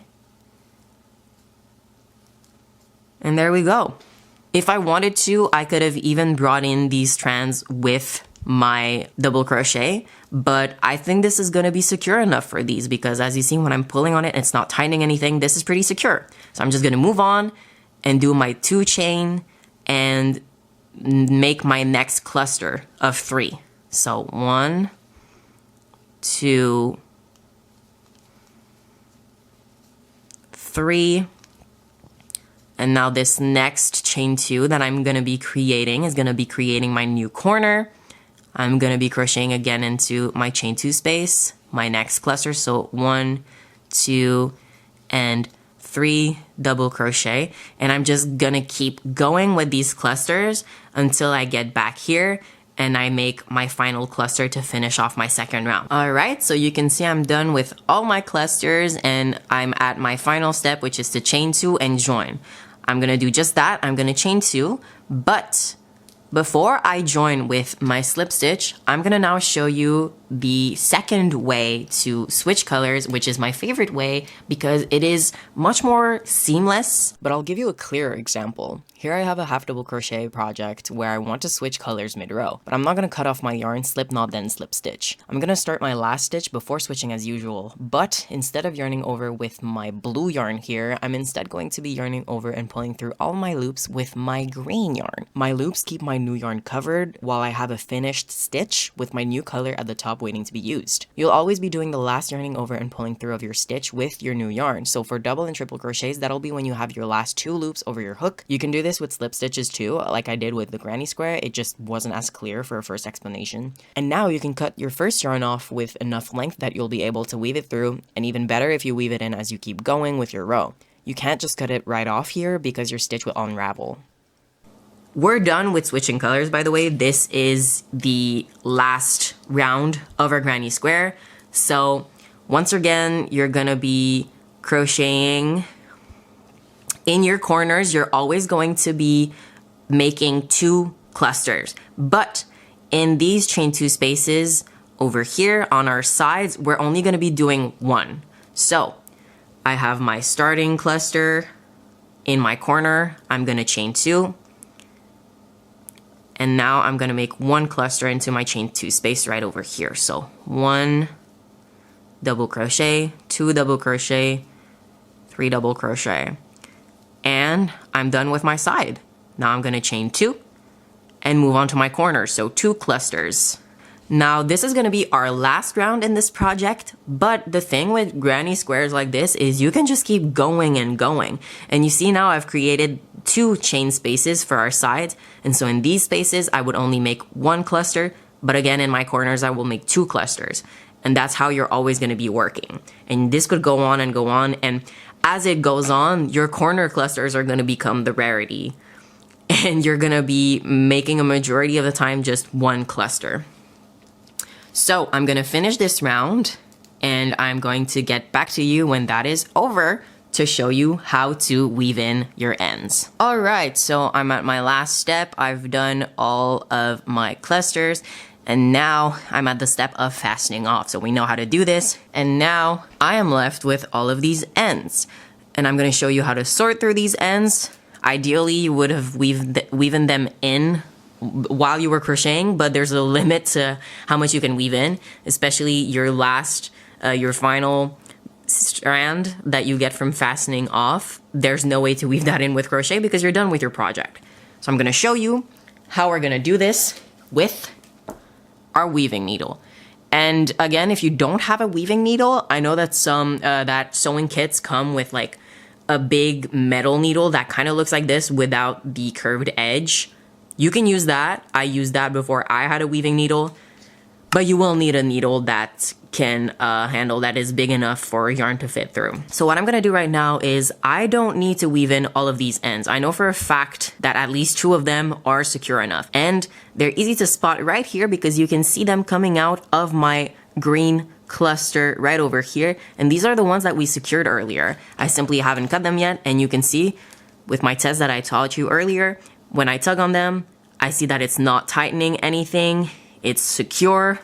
It's good. So we're gonna get this and cut it right where it comes out of our cluster. And there we are. So now I'm gonna test my other strands. This one is relatively safe. If I pull on it, it's not tightening anything. This one is kind of tightening it. It's definitely not secure. It is tightening it. Okay, I feel it when I pull on it. So this one is definitely not secure and I need to weave it in. This one is pretty secure, but I'm still gonna need to weave it in because it's my end strand. So what I'm gonna do is, there is no one true method to weaving in. You're simply gonna attach your yarn to this needle. And when I say attach, it's not like permanent. You're not gonna like tie a knot to this needle. It's going to be very temporary, which is why usually you'll see people grabbing their yarn and inserting it into their needle as the first step and then inserting their needle and going through. I don't do that. I skip through this. What I usually do is, since this is a blue strand, I'm going to weave it in through my blue yarn so that it's going to look all seamless. And what I'm going to do is I just take my needle, insert it into any loop that I can find, and just go all around, pushing my yarn with my needle wherever I can, and just leave it all the way in there so that once I'm done, because I don't have that much yarn on my strand to work with, It's not a struggle to pull it through my hole here and then tug, like push my needle through. Now I will say this method is not foolproof. If there's too much tension around here, if it's too tight, you might not be able to get your needle through. So in that case, you should just do the patient thing, insert your yarn and insert your needle and pull through one loop at a time. But I'm impatient and I will be skipping this, and now I will show you how to push your yarn through this hole. Simplest way you're gonna get is folding your yarn on itself. If I fold it, it's gonna look like this little U in my hand. In between my fingers, that's what I'm gonna be holding. And I'm gonna push this with my index finger through my hole, and you see that my yarn is already like poking out, and I'm just gonna grab onto this, and now it's through. If I tug on my needle, it's going to go through my loops. See the tightness I was talking about? And now it's pulled through. And you can see that my yarn has gone through all my loops in here, and now it's secure. And I am free to cut it off. And there I got rid of my end. And so I'm gonna repeat this for my next 2 strands in whichever space I can find. With my green one, I'm gonna try to find it some space into this cluster right over here or this cluster right over here. And for this blue one, I'm just gonna go through here. And you really just go off of feels, make it work for you. Honestly, there's no right way to weave in as long as it stays secure. So I have my finished granny square with all of my ends cut off, and here they are. And I know this can feel like a real waste. Honestly, that's how it feels to me, and I hate wasting yarn. But you have no choice, especially with some projects where you're going to be switching colors often. You have no choice but to have these ends, and you have no choice but to leave enough length so that you will be able to work with them. But these ends do not have to be lost. I've found that you can keep these in like a bowl of ends, and if you ever have a project that will need stuffing, instead of buying stuffing, what you can do is you can just brush these out with a brush for pets. I use my cat hair brush. I brush these out, and it gives me this like big fluff that I can use as stuffing for projects. I know that some people are also able to make new yarn out of all their scraps by, again, brushing it out and with the right equipment creating yarn. I can't show you how to do that, but it is definitely something that you can learn. It doesn't have to be lost. You can always get creative. Yes, you can throw these away, but if you feel like that's a waste, I'm sure you will find something that you can do with them. When you have multiple swatches going on, you can join them and make pretty much anything you want with the right amount. There's no shortage of ways you can join 2 pieces together, so I won't go over them as there's plenty of tutorials online. I just want to make you aware that that's always an option. The cleanest ways to join you'll see always use a weaving needle, but personally I always just use my hook and slip stitch or single crochet my parts together in a way that the seam I'll create will be hidden, unless I actually want it to show like I did on this piece. I just want to take this opportunity to encourage you to look up any question you have along the way. Don't be afraid to start a project because you don't know everything. You'll have to learn along the way, and the only way to do that is to step out of your comfort zone. I can't stress it enough. I've been crocheting for 5 years, and there's so many tricks and stitches I don't know. Some I'll never know. Crochet is like a language or anything. You'll never stop learning. And also, if you can't find the help you need online, if you head to your local yarn store, I guarantee the staff will be happy to help.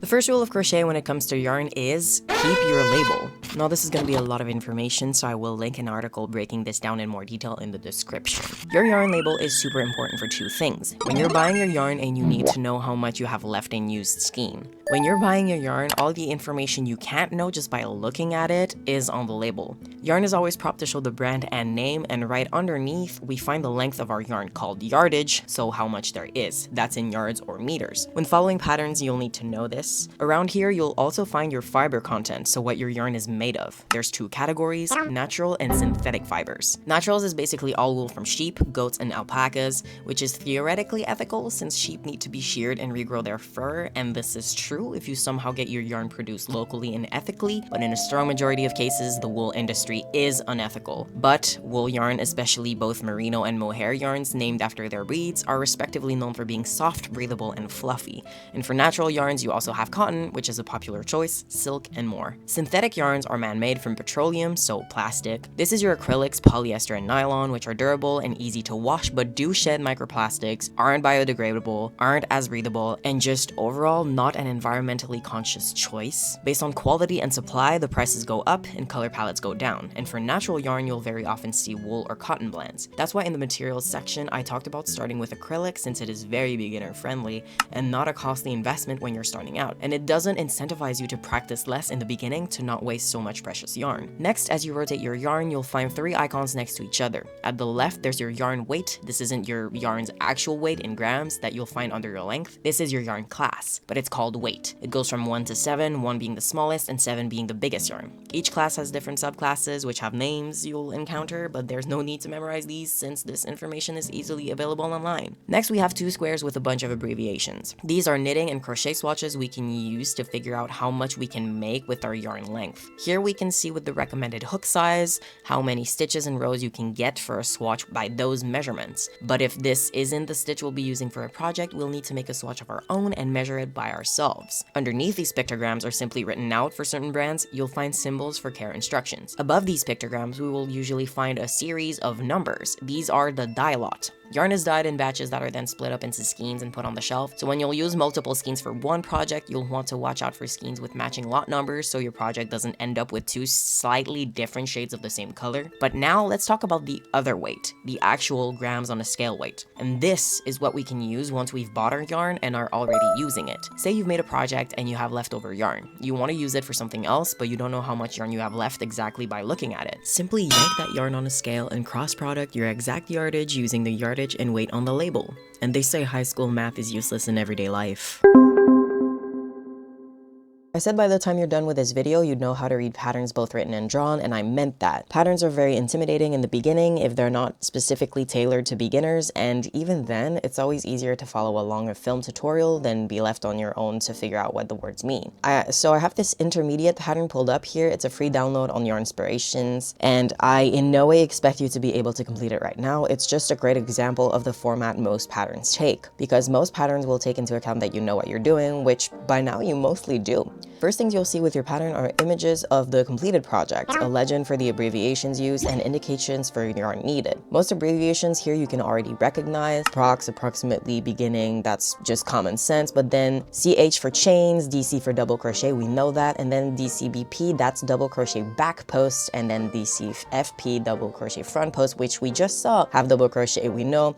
Increase, pretty simple. Pattern, the same. Place marker, we've talked about stitch markers way earlier in materials. That's what that means. Remaining, rep for repeat. Rounds, right side, we've seen that. Wrong sign, we've also seen that. Yarn over hook, we know. TR for treble crochet. We know treble crochet is another name for triple crochet in US terms. And then together, stitches, spaces, we know that. Slip stitch as well. And single crochet 2 together, that's essentially just a decrease. So we already know all of these. In this chart, Catherine shows us exactly which yarn she used, and we know she used very fine yarn, which is the most common for making socks. We don't need this exact yarn, just the same size and enough yardage to substitute for those she used. Next, since this pattern includes 3 possible sizes, Catherine goes over measurements and how differences in the pattern for each size will look going forward. So we know for size small, we look for red, yellow for medium, and green for large. Underneath, we have instructions, and this is where our pattern designer will give us a good idea of the context we'll be working in. So here, Catherine says when we join each round, we'll be slip stitching unless otherwise indicated. And here, Catherine tells us something that's a bit unusual.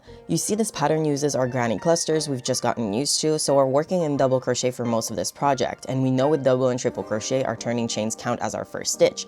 But Catherine specifies for this project that won't be the case. Instead, we'll be making 2 turning chains, not 3, and then making our 3 double crochets. This is an artistic choice Catherine went for, most likely because she thought it allowed for a neater finish. And down here, we learned that we'll be making our sock from the toes to the ankle, leaving a space empty for our heel, which we will then come back to once we're done with the rest, so we know what to expect. Now here, this is what I picked this pattern for. Most patterns will use this crochet language of sorts to keep instructions short and concise. Printed patterns you can get at stores will always be like this. So our patterns will always go in order of rows or rounds, as is the case here. We start with the toe section with A, and if we refer to our yarn chart in the last page, we see that A is our first color. And here we see we start by chaining 9. Since this project works in the round, we know we need to start with a magic ring or our fake out, and this is knowledge you're expected to know already, and you do. So let's take a look at this formatting by looking at our next line. 2 single crochet in second chain from hook. So we start with 2 single crochet in the same chain, which is the second from our hook, because we're working in single crochet, so we have that one turning chain we're skipping. 1 single crochet in each of next 6 chains means we're gonna make 6 single crochet. So this goes on separating each step with a dot, and this step always starts with the amount of stitches we're making and then into what. So after we know our round is done because we join, we see 18 single crochet. This is our total this round. So if we did everything right, when we count all the stitches we just made, we should have 18. This is the format we'll follow the whole pattern, and this is how patterns will always look that aren't for beginners. And now as we move on to our next round, we'll see we're no longer working into chains, but into the stitches we just made. That's why we read 1 single crochet in first single crochet. When we look around in our page, we see other instructions I won't go over, but always take the time to read these when you're following a pattern, and you shouldn't get lost. Now I'm gonna jump to my last page where we can see what I was talking about when I mentioned drawn patterns. Just before, I showed a picture of a pattern I was making for my dress, and this is what I used. Possible to draw patterns using a universal legend for each stitch, but your pattern will always specify in a legend what each symbol represents. And these are much easier on the eyes for beginners, yes, but just in general. In each picture, if I look for my starting chains or my turning chains in my first round, I'll find where I start and work right to left from there. I know looking at this pattern probably still feels like a lot, but I don't want you to shy away from reading them because watching a tutorial is easier. It's like sheet music. It's intimidating, but it opens you up to a huge world of possibilities, and the more you read, the more you'll be able to make your own. It's like how you need to read to write, because when you think in crochet, you'll become independent and able to make your own custom projects. And in that case, it's all too easy to start a project, write nothing down, and then pick it up again a while later and forget everything you did. So now you have to try and decipher your own work. You've surely noticed how when I work with double crochet and triple crochet, I get these big holes in between my first stitch made by my turning chains and the rest of my stitches. And just in general, these are stitches that are not very connected. And you can see even better with my triple crochet how wide that gap gets between my turning chains and my double crochet. So I'm gonna show you how to make this look neater, and that is called a linked double crochet. So I'm gonna show you how to make this neater. I'm gonna make 5 double crochets. So 1, 2, 3, 4, 5, 1, 2, 3. And then, of course, I always skip my first chain that I'm working into. And now what I'm gonna do is I'm going to link my 2 double crochets together, and by doing this stitch called link double crochet. And instead of yarning over and inserting my hook, what I'm gonna do is I'm gonna go straight ahead and insert my hook in my second chain from my hook, and now yarn over. And this is gonna create the second loop that I would have gotten normally from yarning over. So I'm gonna grab 1, 2, 3, 4, my 4th chain from the beginning, and insert into it as I normally would, yarn over, pull through. And now I have my 3 loops to yarn over, pull through 2, and yarn over, pull through 2. And now you see that gap in between my double crochets, it's not there anymore because they're linked. And you can keep doing this for your whole row by inserting into this vertical part of your yarn on your stitch, inserting through there, just like we did into our second chain from our hook. So inserting through here, yarning over, pulling through, and working into my next chain like that. That's our linked double crochet stitch. You don't need to do your whole row with this. You can use this only to like link your edges to your stitches. But if you do this for your whole row, you're gonna get this stitch that looks very diagonal. You can't really see it in a project that turns, But when you're working on a project that's like in the round, you're gonna see it's gonna look diagonal straight across. And if I want to do linked triple crochet, I'm gonna use that same principle I did for double crochet, but you see how I have two vertical parts to my yarn? I'm gonna insert into both to create my two extra loops. So insert, yarn over, pull through, and insert, yarn over, pull through. And once again, I have these two extra loops that I've created as I normally would by simply yarning over twice before inserting into my next chain, as usual, yarning over, pull through, and then completing my triple crochet as I normally would. And that's how you get triple crochet. And if you're starting your triple crochet from your 4 turning chains, it's gonna be the same principle. You're gonna be working through your second chain, inserting, yarning over, pulling through, and then your third chain, inserting, yarning over, pulling through, and once again, insert through your stitch, finish your triple crochet. And this is what linked triple crochet will look like across your entire row. And once again, you're gonna get this bit of a diagonal effect, but not as much as with double crochet because of the increase in height with link crochet when you do it all in the same direction. Now, remember how I mentioned that with especially our single crochet swatch, we could really see the space in between our chain and our first row, and it made it look kind of like we had 2 rows right over here. To the left here, we can see a 5th column of holes. This doesn't count as the space between 2 rows because these are the spaces we created by making our first row of stitches into our starting chains. This is 1 row. And as you do bigger projects with like a bigger beginning chain count, what's gonna happen with that chaining method that you start your projects with is it's pretty much always gonna look much looser and be looser and stretchier than the rest of your project.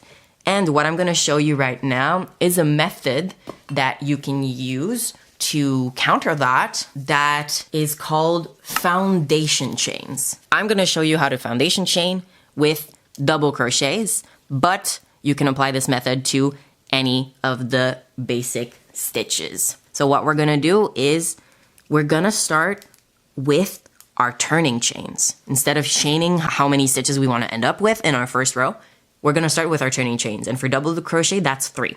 So I'm gonna do 1, 2, 3. And now what I'm gonna do is I'm gonna yarn over as I normally would for double crochet, and I'm gonna insert into my first chain. And this is where a foundation chain happens. I'm gonna yarn over and pull through as I normally would. And here's my extra step. Before I do anything like I usually would, so yarn over, pull through 2, yarn over, pull through 2, I'm gonna yarn over once again and pull through 1 loop. And this is when I can finally yarn over, pull through 2, and yarn over, pull through 2. And see what just happened? I've created my second double crochet out of thin air, and it's like I chained it. I'm just summoning these stitches without having chained first. And how foundation chains works basically is, see what we're doing here? We're gonna insert always through here, this little, this would be the like top down part, like vertical part of your yarn from your hook, in your stitch normally. You're gonna insert through here. And once again, I'm gonna yarn over and pull through 1 extra time. And what this is essentially gonna be doing is this is gonna be creating that chain that I didn't make to allow me to complete my stitch.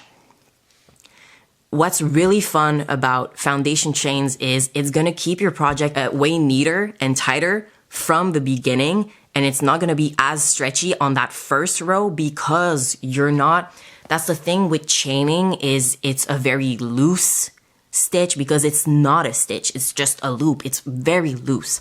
And so this is honestly how I start every single project. Ever since I learned how to foundation chain, I have not started a project the same. And applies to every stitch. So say I want to single crochet now. I'll just insert my hook, yarn over and pull through like I normally would, and once again, yarn over, pull through 1 to create my chain and complete my stitch as usual. It's going to be the same principle for every stitch. Say I want to do half double crochet now. I'm going to insert, create my extra chain right over here, and now half double crochet. Same thing for triple crochet. I'm gonna insert over here, yarn over, pull through, and again create my chain by yarning over, pulling through one, and now creating my triple crochet as usual.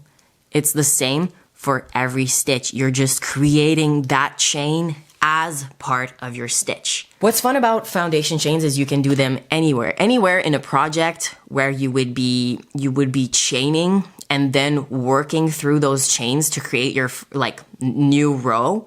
You can do it with foundation chains.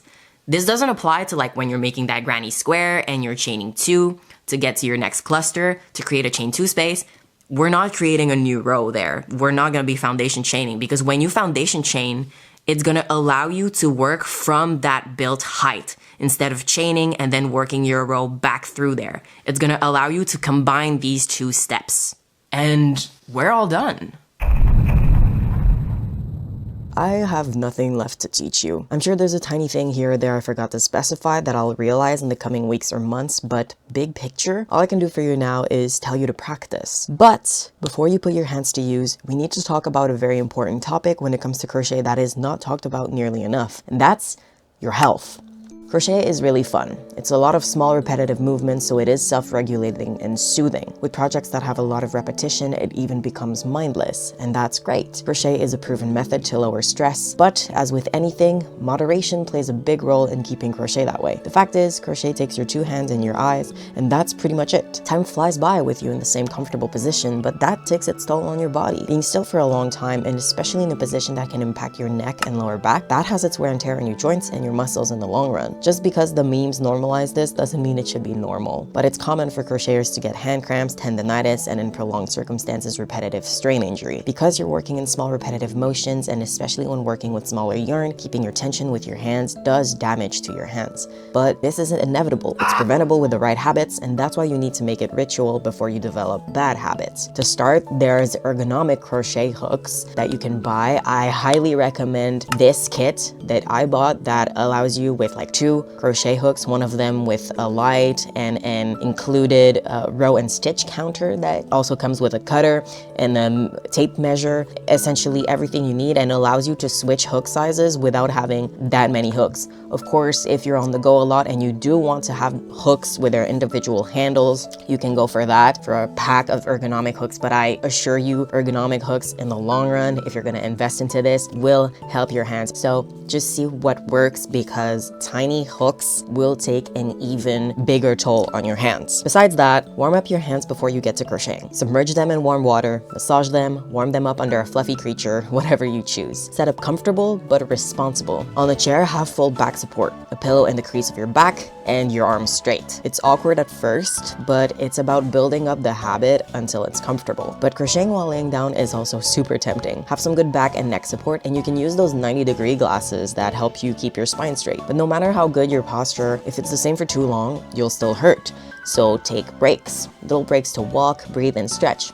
And make it 2 or more every hour. And your hands. You're using them so much in your daily life, it's super important you take care of them. I already mentioned warming them up before, but you should keep them warm throughout. Compression gloves can help with that because they help with blood circulation and added warmth, but there's also been studies recently that found the supposed key component of compression might not be that at all for keeping your hands happy. Just warmth can do the job. So you don't need to spend on quality compression gloves you'll need to replace every couple months. Just regular fingerless gloves can do the trick, but both help. And once you're done, make sure to stretch and massage your hands again and the rest of your body as needed. Just be responsible. I've taught you everything I wish I knew when I started. Hopefully by now, I've done my job right and allow you to understand how crochet works on a deeper level. If you have any questions at any point regarding crochet, you can leave them in the comments and I'll reply to all of them as best as I can. Don't hesitate to also subscribe if you like my profile picture. And drop a like if you learned something in this video. No, but seriously, do leave a like if you actually learned anything.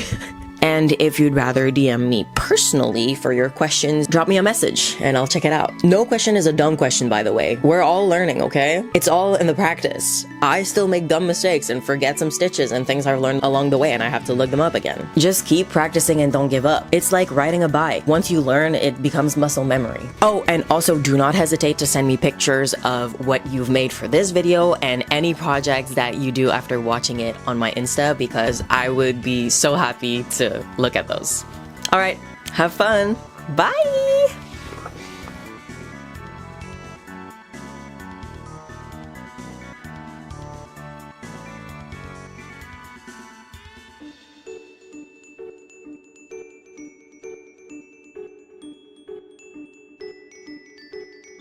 And grab, like putting tension on your yarn. No, baby. I didn't film any of what I just said for like the past 20 minutes. For 5, you can see I have my 5 chains. You can't really see it because it's not focusing. 2 loops. This would be amazing if it could actually freaking focus. Woo! Through my hole, and you see that my yarn is, I think this is secure enough. So are you proud? Are you proud?